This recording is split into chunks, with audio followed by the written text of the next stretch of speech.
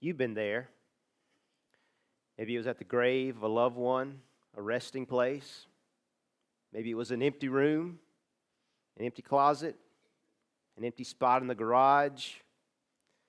And suddenly, the sense of loss, the grief was overwhelming. You didn't know where to go, who to turn to, what to do. And the idea that there could even be a moment like that was unimaginable. Mary's words, "They have taken my Lord away, and I don't know where they have put him." Literally, we could interpret that to mean, I don't know what to do now. I don't know where to go. I don't know who to turn to. I mean, Jesus was everything to her. He'd given her a purpose. He'd given her something to live for, given meaning to her life. And now, he's gone. And she didn't even have the chance to anoint his body, to give it the proper burial that it was due, because they had to take his body down from the cross on Friday. Typically, the body is anointed, but because the Sabbath day was approaching at sunset, they had to put him in the tomb immediately. And so Jesus' body didn't even get the proper respect that it was due. And now here she's come after the Sabbath to anoint the body, and the body's gone. And now there's rumors circulating that he's alive. Some of the disciples, John and Peter, seem to believe that. Who knows what to believe? It's all so confusing. See, if you've ever been there, you've ever experienced that kind of sadness, it's the emptiest feeling in the whole world. It's like your world's falling apart and you don't have any energy. You don't have any energy except to just stand there and cry. Some of you have been there. Some of you have been there in the last year. Maybe in the last month. Maybe in the last week. Some of you haven't been there. But even if you haven't been there yet, you haven't experienced it, you know that one day you will. And so the reality of it is always in the back of your mind to do whatever you can to avoid the possibility, this incredible possibility, that you would lose a person, such an important person in your life. And if it has happened to you, if you have experienced it, and it was years in the past, and you've been able to move on or whatever, you will spend so much time and energy just to avoid ever having that kind of feeling or experience ever again. But it's always there. You can pretend that it doesn't exist, that it's not real, but it's always there. It's in the back of your mind. And whether you will admit it or not, eventually, death visits all of us. It visits the old, it visits the young, it visits the middle-aged. It visits everyone, and it's frightening how little control we have over it. Another thing that's sad about death is that it strikes unexpectedly, and it's never welcome, okay? But in those rare occasions where it is welcomed, where it's a relief, it's only after it's been tightening its grip for so long and the body is so weakened or the mental state is so weakened that it finally comes as a relief. Never willingly. And when it happens, especially if it happens traumatically, suddenly, years of life, precious years, which we are not given an unlimited amount, precious years are lost coping from the trauma of it. And so the reality of it, it seems to accelerate its own power. You see, we are experiencing newfound freedoms that we've never experienced before. We have almost unprecedented freedom. We have political freedom as Americans. We have religious freedom. We have sexual freedom. We have economic freedom. We have freedom of speech. We have freedom of choice. We have freedom of expression, freedom of will. But however many more taskmasters or what we perceive as slave drivers, whatever, however more we break free from, we discover that there is one last shackle that we can never be free from. And of all of those taskmasters, of all of those shackles that we would break free from, this is the one that we would most want to break free from. But we can't. You see, friends, we are death's subjects. As much as we would declare our independence from every king, to be the subjects of no one. They were subjects in the British Empire. Americans, we're citizens. We are subjects. We are subjects to King Death. And see, we see Mary Magdalene. I mean, here is this woman who has experienced every kind of freedom you can experience in Jesus. I mean, she is found in Jesus. The Bible describes her as being one from whom Jesus cast out 7 demons. Okay? Now, some sort of interpret that as meaning that she was a prostitute. We don't know that, okay? That's just kind of been something that's been said about it. There's no evidence for that. But we do know that she had a troubled past. And Jesus met her, she met Jesus, and it changed her life. She found a new freedom. A freedom that wasn't defined in being loved or exploited sexually, if that had happened to her previously. This was something different. It was a higher level of freedom, of acceptance. She was accepted for who she was. She experienced the freedom from the guilt of sin, freedom from guilt. Not only that, in a world where, in a culture where women were treated as property and weren't given a voice and influence, Mary had a voice. She had influence. She was important to Jesus, and she knew it. But for all of the freedom that she'd experienced, of everything that she'd found, she wasn't free. Jesus wasn't free from this. It ended like this. I mean, how could this be?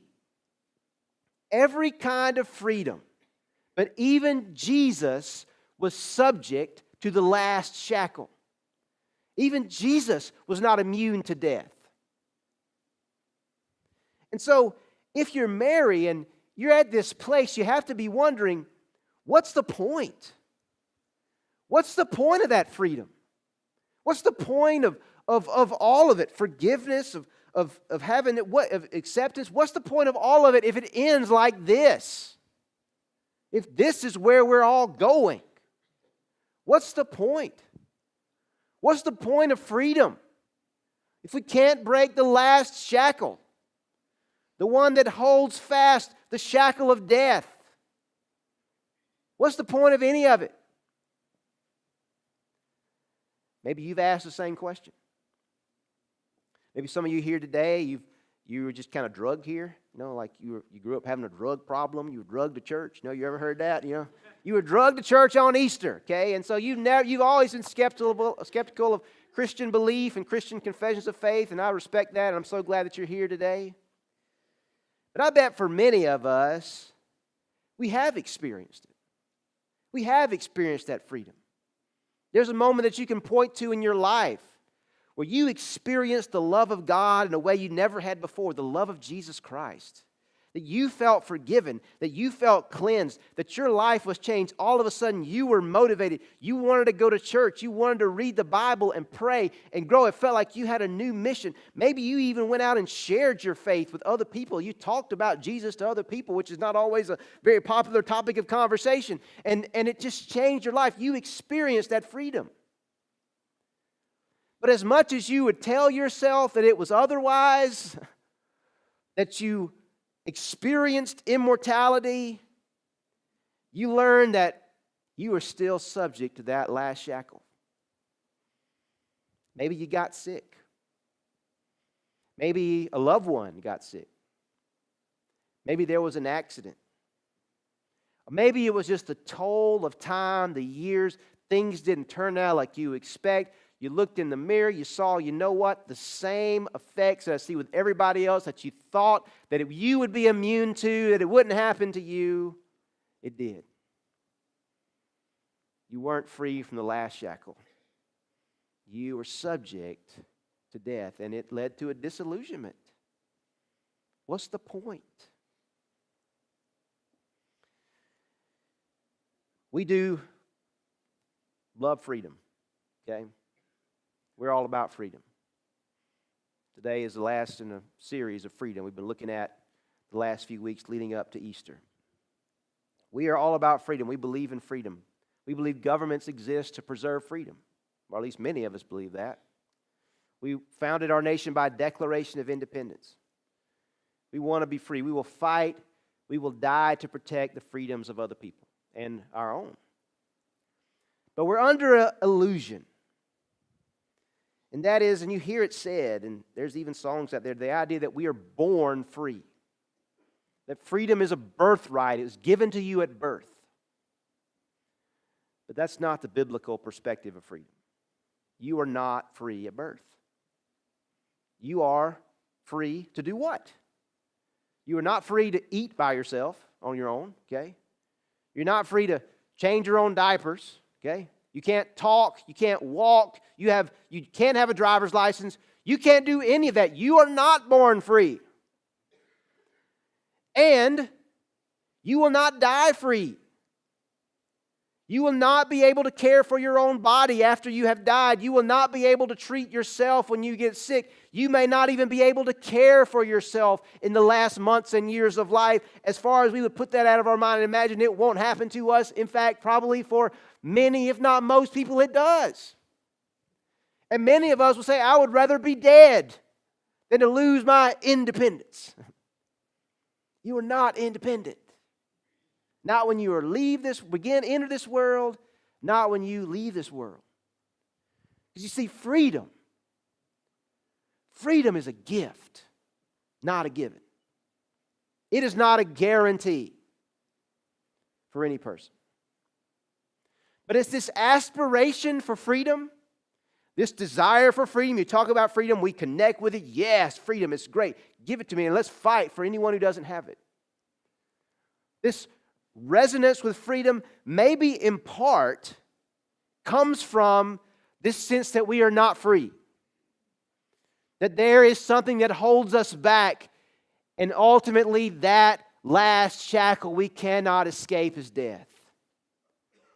So maybe that's why the Bible speaks so much about freedom. In fact, both the Old Testament and the New Testament, the primary salvation stories in both of those. In fact, that very word salvation, that's a unique Christian word that comes from our Jewish background. Other faiths don't talk about being saved or salvation. It relates to being freed, to be redeemed, needs to be purchased, a price paid so that you become free, like a slave going free. In the Old Testament, it's the story of the Exodus. The children of Israel who were slaves in Egypt, and by the hand of Moses, maybe you've heard the story, God leads them to a place of freedom. Well, Jesus talks about this freedom too in the New Testament. He talks about freedom all the time. In John chapter 8, verse 32, he makes it very explicit. You will know the truth, and the truth will set you free. Well, what is the freedom that Jesus wants to give to us?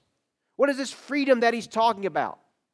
Whatever it has to be something bigger than the freedom from slavery in Egypt.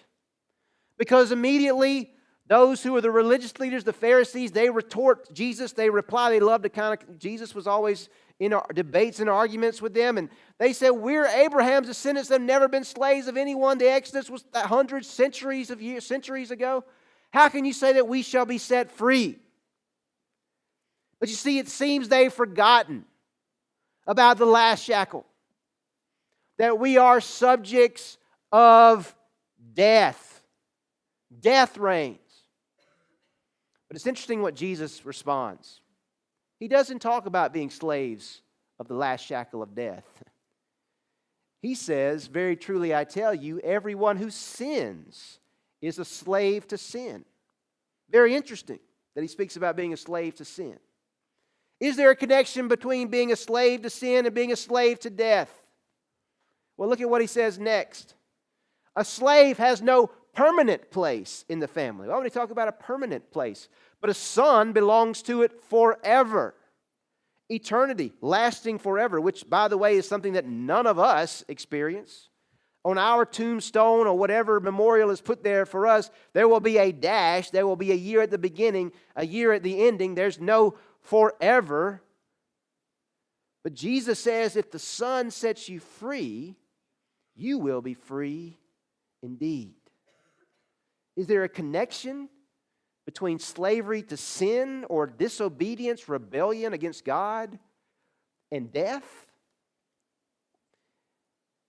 Paul talks about this too in Romans chapter 8. He seems to imply that there is. In Romans chapter 8, verse 10. This is throughout the Scriptures. This is this connection between sin and death. He says, if Christ is in you, then even though your body, your mortal body that we take care of, that we love and hopefully and we want to preserve and keep in good health, your body is subject to death. You are death subjects. Death reigns in your bodies because of sin. If Christ is in you, even though your body is subject to death because of sin, the Spirit gives life because of righteousness. So there's something that you receive when you receive the Holy Spirit that overcomes death, that lives on. He elaborates further in verse 11. If that Spirit who raised Jesus from the dead is living in you, the same Holy Spirit that gave Jesus, restored Jesus' body. Jesus didn't raise up himself from the dead. The Holy Spirit of God gave life to his mortal body, will also give life to your mortal bodies because of his Spirit who lives in you. Your mortal bodies, that body that you were walking around, last I checked, you are all mortal. And if you're not, I'd like to talk to you after the service today. Your bodies are mortal. They will die. Okay, the moment that we are born, processes begin that lead to death. That's the way that it's always been. But he's talking about something different. That this Spirit is going to give life to your mortal bodies. A lot of times we imagine the way that death is. You die, you leave your body behind. Doesn't matter what happens to your body. Your spirit goes up to heaven and that's it. That's not what he says. He says the Spirit will give life to your mortal body. Your body, even if it's decayed, decomposed, whatever, it will be given life by the Spirit. Just like Jesus' mortal body was given life. He was resurrected.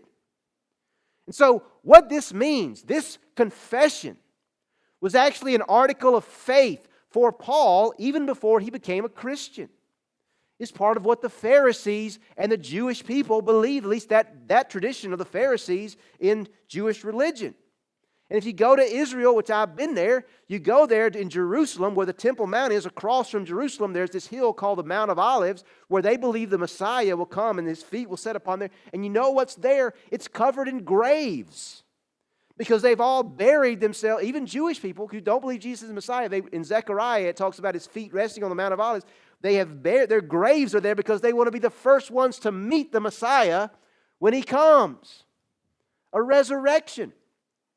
And so what this promise is that the last shackle will be broken. In fact, this idea really wasn't new in Jesus' day. There were other people that believed it. Paul believed it when his name was Saul, even before he became a Christian. But here's what's so profound. Here's what's so incredible. Not only does Mary have evidence in front of her, Jesus isn't just been like resuscitated, where he just, after being crucified, bleeding out on the cross and buried, where he just suddenly just came back to life and hulked up and moved the stone. No, this is a new life. This is a new freedom of existence.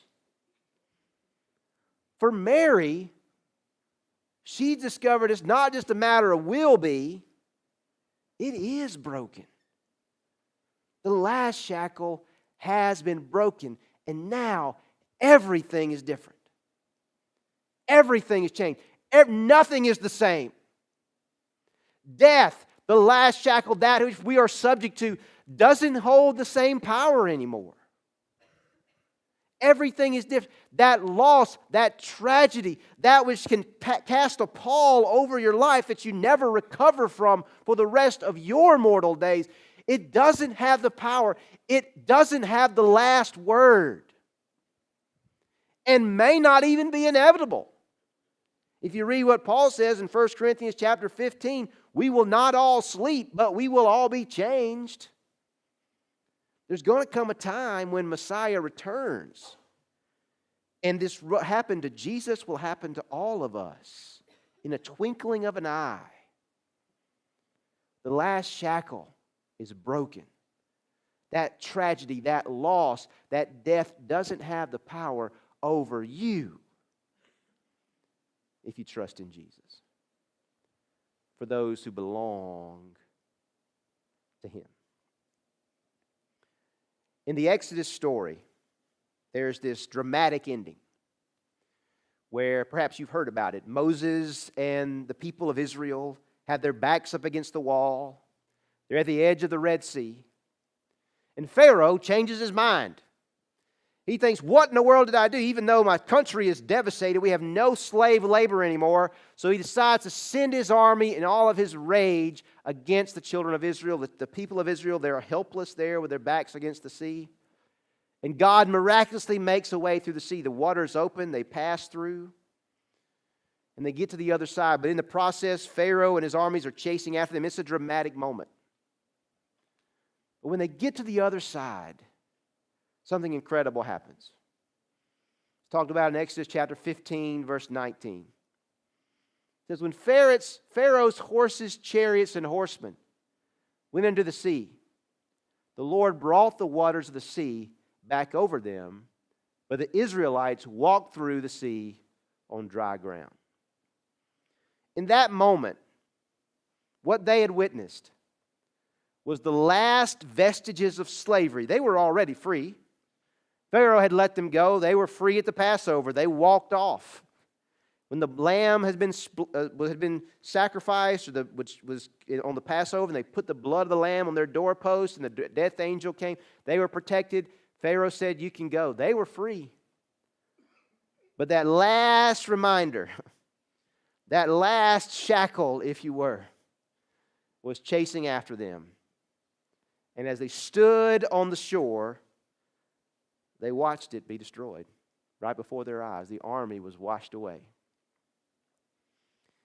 It's interesting that in the Bible, waters and seas, the Israelites were landlubbers, so waters and sea, well, we love to go to the beach and take a boat ride, whatever. They looked at that as a very unsafe place, kind of like a haven of evil. Death was represented as passing through the waters because you could drown. Baptism, that's one of the reasons baptism is symbolizing like a death. You're passing through the water. Sometimes you'll hear old hymns talk about death as crossing a river or crossing through the ocean or seas. This was like a death. But they had made it safely to the other side. They looked back and they watched the power of their enemy destroyed. The last shackle broken. Pharaoh's armies drowned in the sea. And you know what they did? What's the next thing they did? It says that Miriam, who was the sister of Aaron, also the sister of Moses, because Aaron and Moses were brothers. It's interesting she's described as a prophet. There weren't many women prophets in the Old Testament. This idea that a woman, she would be the one to give a witness to the breaking of the power of the one who was a slave master or the taskmaster or the one who held control, that she would be a witness of God's mighty works of salvation. But she was. And here's how she gave a witness. Miriam the prophet, Aaron's sister, took a timbrel in her hand, and the women followed her with timbrels and dancing, kind of like a tambourine. They were dancing and they sang. Miriam sang to them, "Sing to the Lord, for he is highly exalted. Both horse and driver he has hurled into the sea." God has vanquished our last enemy. And now we are truly free.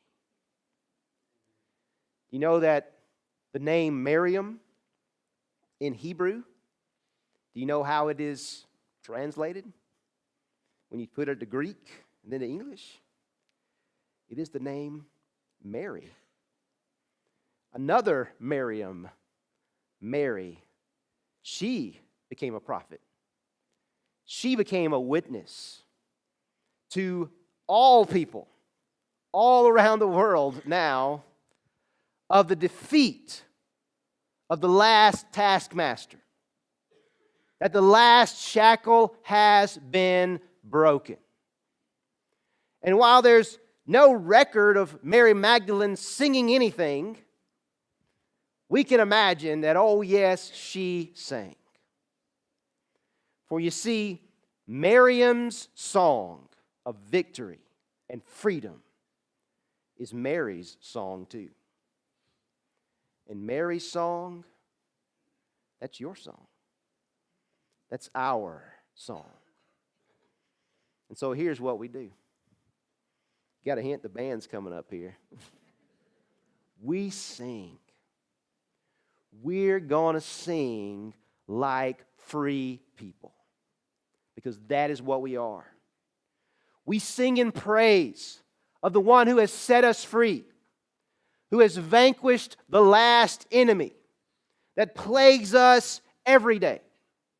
We sing in praise of the one who has delivered us and who will come again to finish what He started. We anticipate the day these mortal bodies will be clothed with immortality, and what is perishable will be put on imperishability. We sing in praise of the risen one, the Lamb of God who takes away the sin of the world, the one who died and is alive forevermore and holds the keys of hell and death. The one who invites you to experience that freedom and salvation. For everyone who confesses with their mouth that Jesus is Lord and believes in their heart that God raised Him from the dead will be saved. So inherit that freedom. Claim that freedom today. Believe it today. And don't go back. Don't go back to that slavery. Don't go back to that place of foolishness. It is for freedom that Christ has set us free.